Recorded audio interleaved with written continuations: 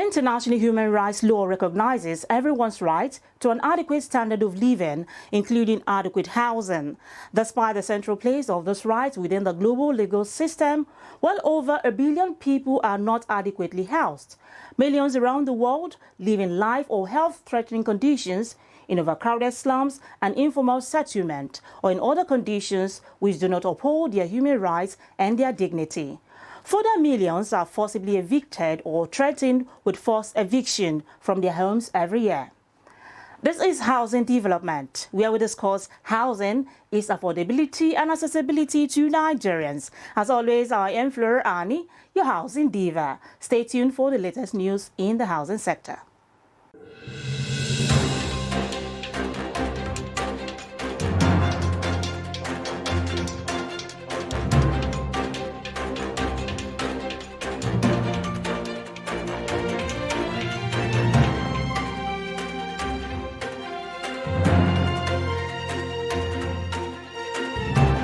Some students from West Africa under the aegis of West African Students' Union have appealed to Aliko Dangote, asking for a sanction on cement distributors and others selling the product above the ex-factory price of 2,450 naira, especially in Nigeria where the product is manufactured. President of WASU, Roman Spila, lauding Dangote for employing more than 200,000 youth in his companies, noted that a sanction would increase the company's value within the region. To ensure affordable housing for residents of Nasarawa State, Governor Abdullahi Sule has launched construction of the Peninsula Hills Housing Estate in Karu local government area of the state. The governor, speaking at the ceremony, explained that the Peninsula Hills Housing Estate was a public-private partnership initiative with Affinity Reality and part of activities to commemorate the second anniversary of his administration. According to him, 270 hectares of land were marked for the project, but for a start, the government has given approval for only 100 hectares to be used for 4,400 houses. Founder of Oklahoma City-based lender and servicer, First Mortgage Company, who was also president Mortgage Bankers Association in the late 1990s, pleaded guilty to 5 counts of bank fraud, money laundering and false statements to a financial institution. In Oklahoma's Western District, a federal grand jury accused Ronald McCord of defrauding mortgage lenders, Spirit Bank and Citizens State Bank, Fannie Mae and others over the course of 3 years. On May 11, McCord pleaded guilty to selling more than $14.1 million in Spirit and Citizens loans out of trust.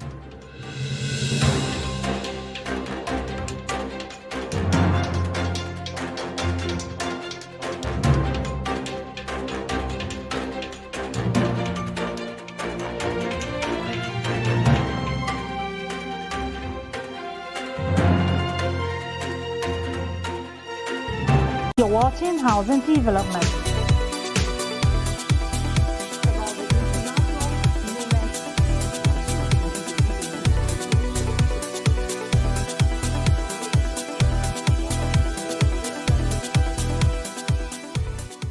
For more housing news, do well to visit www.africanhousingnews.com. Moving on, Infinity Trust Mortgage Bank PLC, one of Nigeria's leading mortgage institutions, has declared an interim dividend of 4 kobo per share at its annual general meeting held recently in Abuja. Let's have a look.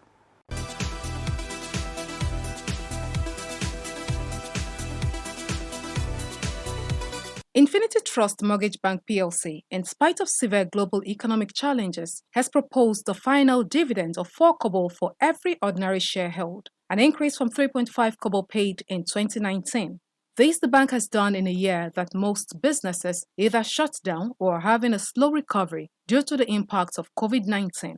Chairman of the board, Dr. Adeyinka Bibilari, speaking at the bank's annual general meeting in Abuja, disclosed that the bank has remained consistently profitable for 15 consecutive years and maintains a strong desire to reposition for greater relevance, impact, and service delivery in the years ahead. When a mortgage bank exists, the essence is not really to pay shareholders dividends and 4 kobo, 3 kobo every year.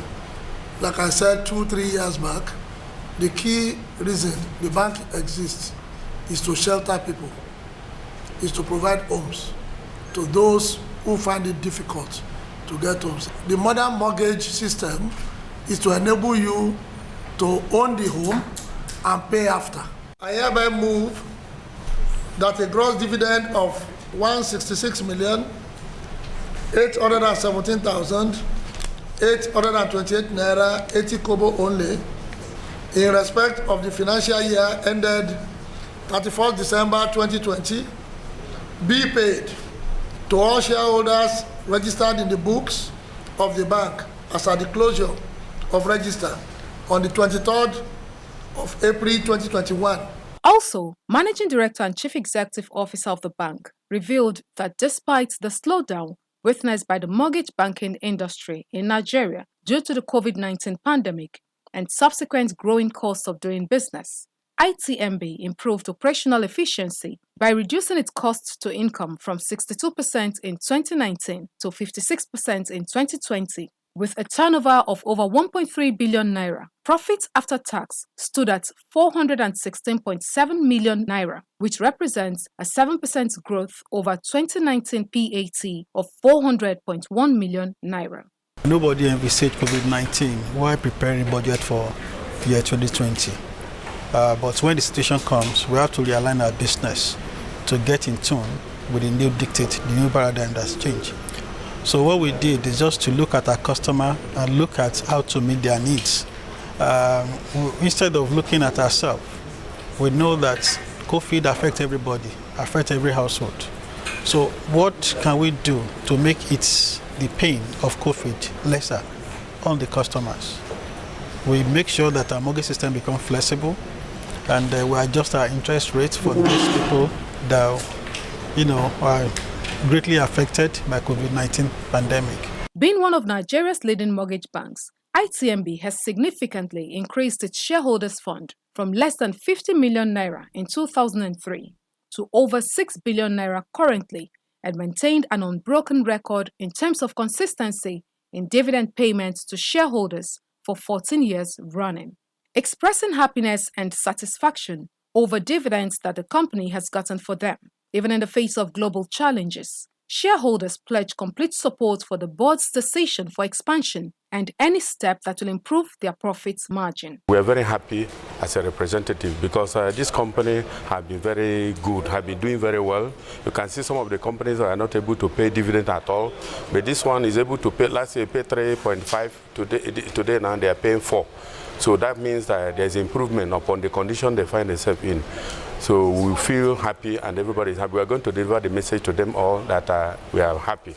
And all those intending investors, we will advise them to put in their money here because there's a lot of opportunity here.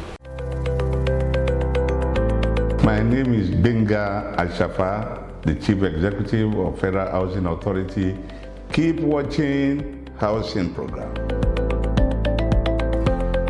A good one there from Infinity Trust Mortgage Bank, that even in the face of global challenges, the bank has been able to stand strong.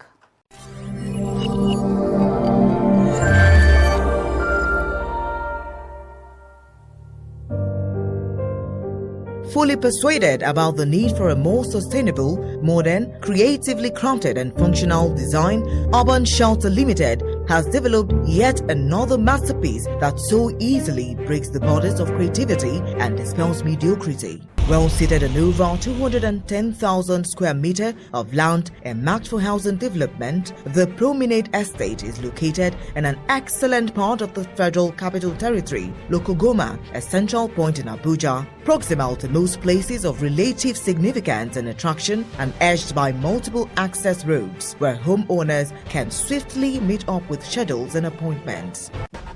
Pushing the frontiers of communal living, the Promenade Estate has within its borders 2-bedroom and 4-bedroom semi-detached for the purpose of facilitating communal living, while homeowners have well-defined mutually exclusive spaces. The Promenade Estate appeals to the minds of intellectuals, professionals, and homeowners who have a thirst for a house that sits comfortably on global standard. Urban Shelter setting the pace. You're watching Housing Development. With a swelling population and increasing urban migration, which have increased the deficit driven by soaring demand, just how many new housing units does Nigeria need? How can the issue of slums and squatters settlement be addressed in the country? Let's have a look at this report. Urbanization is an ongoing trend in developed and developing countries. With particular reference to Nigeria, studies have shown that many urban centers have been experiencing rapid and continuous growth over the years as people tend to migrate from rural areas to urban centers in order to better their living conditions. However, there has been an inadequacy of necessary infrastructure to meet the needs of the increasing urban populace. Migrants who cannot afford the high rent of housing in urban centers in order to earn their living through self-efforts build their shelters on government vacant lands, abandoned buildings, and sometimes even under bridges. A drive through the Lokogoma axis of the nation's capital exposes our crew to a squatter settlement characterized by quick-fix makeshift homes, mostly built with recycled wood, bamboo, zinc, aluminium products, and tarpaulin. The settlement has homes in various states of total disrepair and dirty areas littered with waste. This typical space, according to residents, is also a market as well as home for most of these people who are security guards, bike riders, cobblers, water vendors, alongside their relatives and friends. Some dwellers of these settlements, in an interview with Housing Development Crew, say that most of the makeshift houses they occupy and do business from were recently demolished and also pleaded with government to provide alternative housing for them. It's not conducive, definitely. We are all human beings. We also have a feeling for human beings also. So you can see it's a federal government rule and they are trying to meet up, at least to feed their family. So you can't stop. At least if you want to stop, you need to make a provision. That's what we are even begging government to make a provision where they can do their business, at least do their business or put their head. We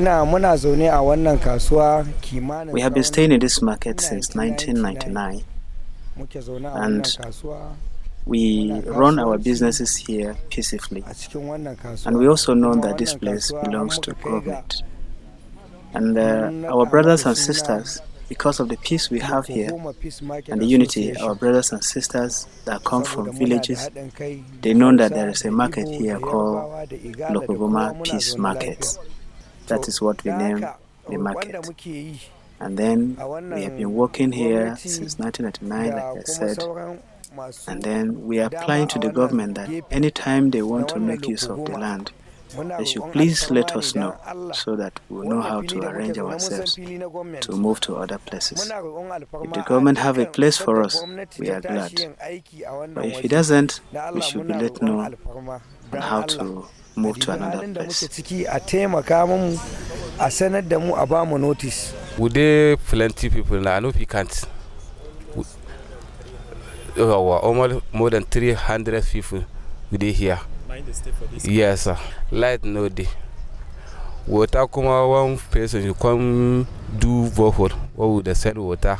One jerka they selling 30 naira.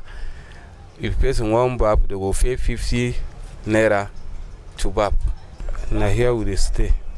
Now here we the hustle. Getting money to repeat my problem. So my problem is what happens for this country now. I know they're happy. Problem is too much. People are looking for what you go eat. So now they see. Problem is too much. So now what I talk now for our country. Government made them help. People are suffer too much.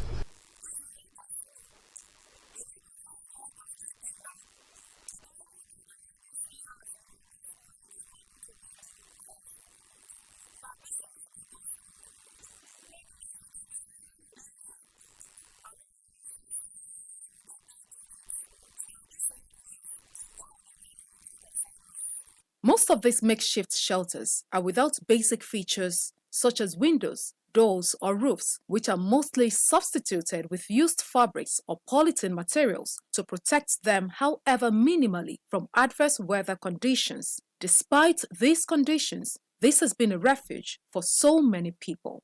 The provision of social housing for the people should be one of every nation's primary concerns. The provision of adequate and affordable housing for Nigerians, especially those at the lowest cadre of society, will initiate a notable growth as it will provide shelter for the people, bring about lots of infrastructural developments, and meet some social needs of the populace. It will also generate an increase of activities within the housing and building industry, thereby creating more job opportunities for both skilled and unskilled labor. This will in turn result in increased productivity and a subsequent rise in the country's GDP, thus improving its economic development.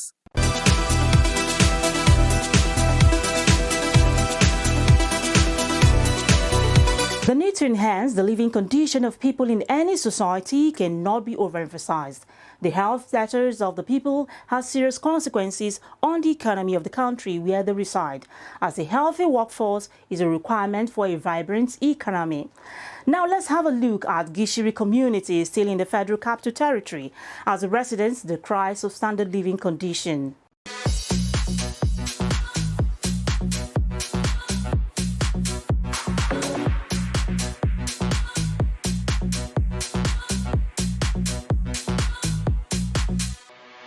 The road is not really good and the living situation in this place is so poor.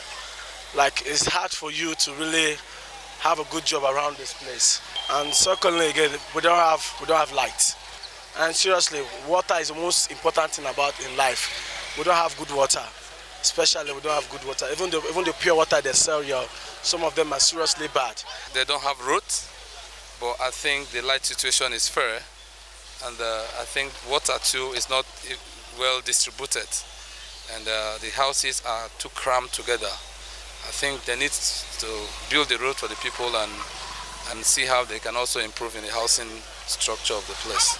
But for the light, I think they're doing great. There's no prominent hospital around. There's no health center here that takes care of anything. Everybody goes to Metama. Well, the road is not that good from outside there to inside this place, but the rent is not that high, and we do have light, at least let's say 12 hours in a day. We don't have standard hospital like that.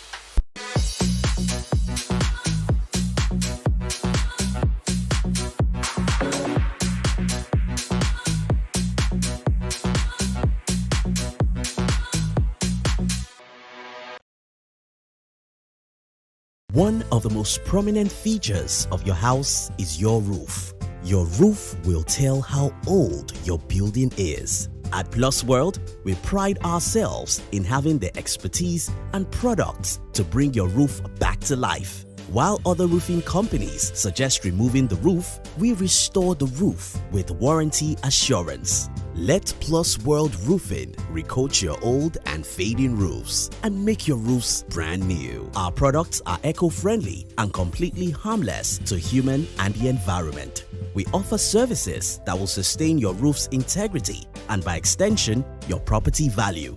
This includes roof repairs and maintenance for residential, commercial, and industrial properties. Our roof restoration solution saves you up to 70% the cost of replacing your roof. Contact Plus World Roofing today.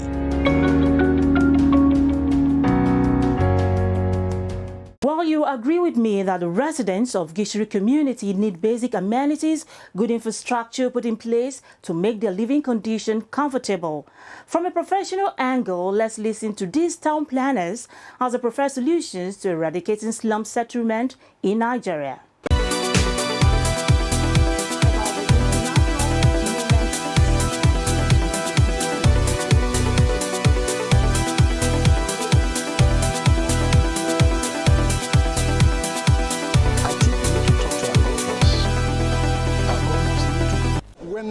All the governments, from local government to the federal government, will not allow the village heads in the north, they call them Menguas, to take over the function of town planners. That is making adequate provision, budgetary and otherwise, to make sure all that the town planner is supposed to do are done. Not waiting until a small slum has grown, then we go there with our red pens to mark. No, we should be proactive at all times. Put the plan, then put the development. We're having slums developing everywhere. I think in the next few years to come, because more people want to live in the cities. And we all know that the cities are made up of only 3% of the entire nation or in the world per se. But more people are living in the city, so a lot of people want to build in the city. So based on that, we have slum development. Slum will continue to develop unless we continue to check it. But the powers that be, that we're talking about the government that be, have to support the system. That's the only way we can really take away the slum. The government must invest in the production of plants that will dictate how things are supposed to be run. And then regularly we need to be checking our settlements and upgrading in terms of knowledge the best way to improve that particular environment and then restrict the nature or the desire of people to just build anyhow.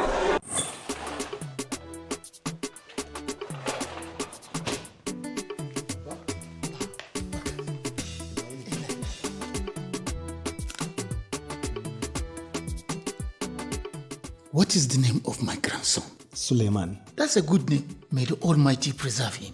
Amen. Now that your family is growing, this is the time for you to start thinking of a house of your own. Abba, the thought of this has always been on my mind. To build a house now, you need a lot of money, and that is what is holding me back. Sonny, what you need is a mortgage. NHF mortgage loan. With NHF mortgage loan, you own a house upfront and pay gradually over a long period of time. Abba, I will go to the FMBN office right away. Come join us at FMBN and let's shelter Nigeria together. The desire to acquire decent and affordable housing has lured a lot of Nigerians into temptation that at times cost them their life's fortunes. Nigerians are therefore prone to the activities of fake estate developers who do not stop at anything to swindle their victims. However, most people are swindled because they fail to look before they leap. Tell you what, the 15th Abuja International Housing Show will bring together estate development companies from across the country. So you have an opportunity to meet genuine developers with housing projects and also mortgage banks to seal deals. There is going to be a massive gathering of exhibitors, entrepreneurs, service providers in real estate. To register as a partner or as an exhibitor, please do well to visit www.ihsabuja.com or call 081 665 70090.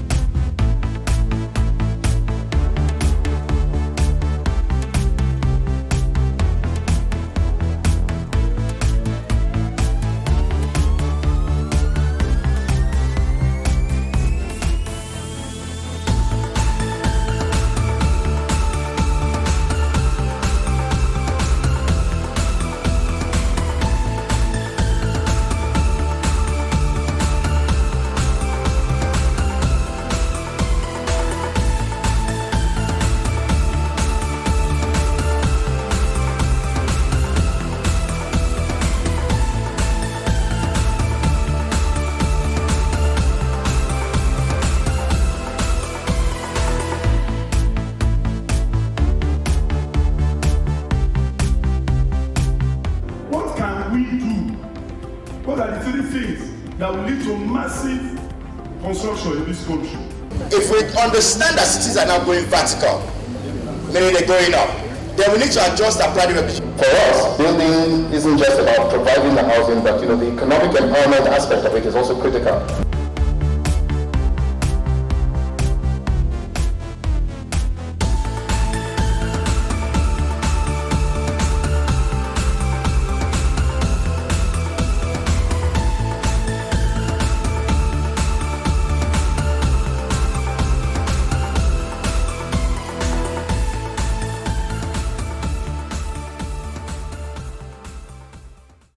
That's the most I can bring on today. Join me next week for another informative episode of Housing Development. I remain Flora Arnie, your housing diva. Do stay safe out there.